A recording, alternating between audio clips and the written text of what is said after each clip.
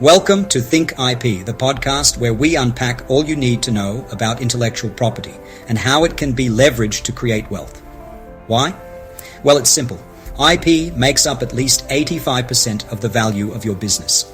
If you're not leveraging them, you're leaving big money and opportunity on the table. I'm Dr. M, and today I'll be talking about how licensing your intellectual property can be the smartest move you make for scaling, monetizing, and protecting your assets. So if you're an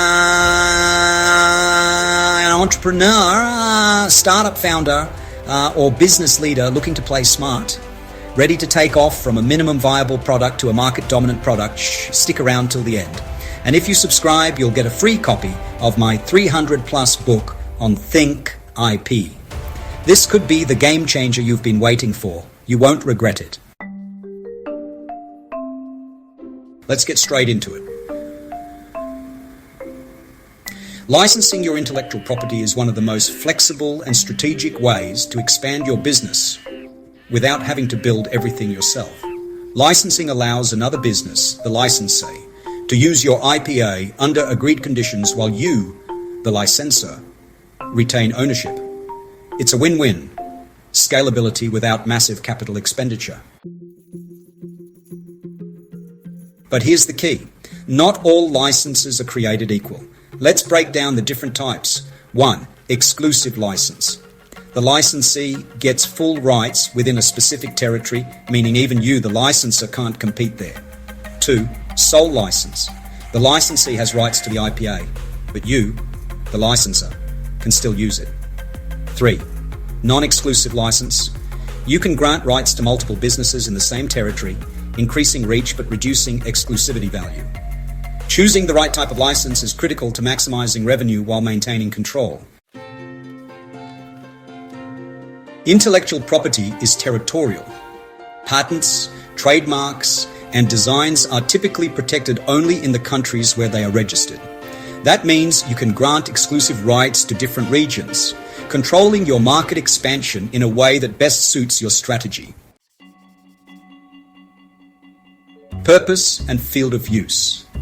A smart licensing strategy doesn't just control who can use your intellectual property asset, it defines how they can use it. For example, a software license might limit usage to a certain number of devices or specify that it's only for internal business operations.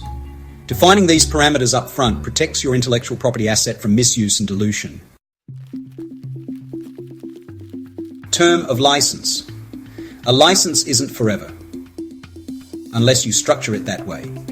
Some intellectual property rights, like trademarks, can be renewed indefinitely, while patents have a fixed life. Short-term licenses with renewal options can give you flexibility while keeping control over your asset's future.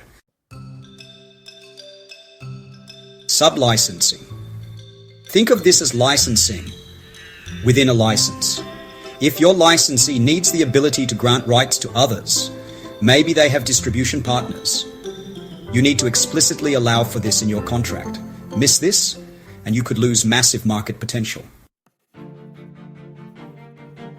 Transferability. Most license agreements are non-transferable, meaning the licensee can't pass rights to another party. This keeps control in your hands, but in some cases, allowing transferability might make your license more attractive to potential partners. Now let's talk ownership models, because licensing isn't the only way to structure IP monetization. Here's a quick breakdown of the pros and cons of different approaches. Ownership type. Sole ownership advantages. Full control over strategic use. Can align perfectly with business goals. Disadvantages, costly to maintain and enforce. Might not maximize full market potential. Ownership type. Joint ownership advantages.